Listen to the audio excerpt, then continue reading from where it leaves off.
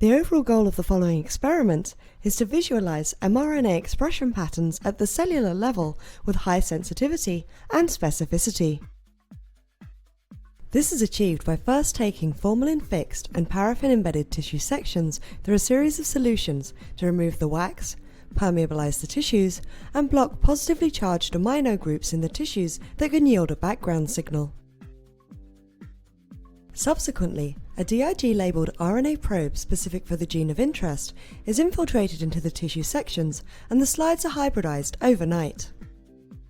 Next, the slides are treated with RNase A to remove non-specifically bound probe from the sections, and then incubated with anti-DIG antibody that allows the visualization of the hybridized probe by a colorimetric chemical reaction. The results show dark blue signal detectable by light microscopy, specifically in those cells within the tissue in which the gene of interest is expressed.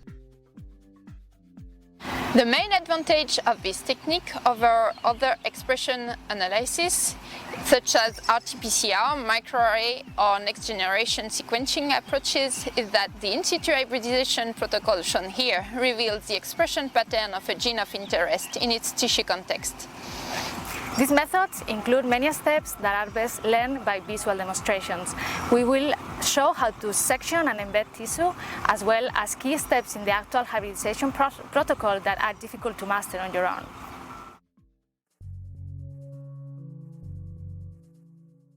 The method of embedding paraformaldehyde-fixed tissues will vary depending on the type of tissue to be analysed. The most important point here is to ensure that the samples are oriented correctly for sectioning later. One method of embedding is to use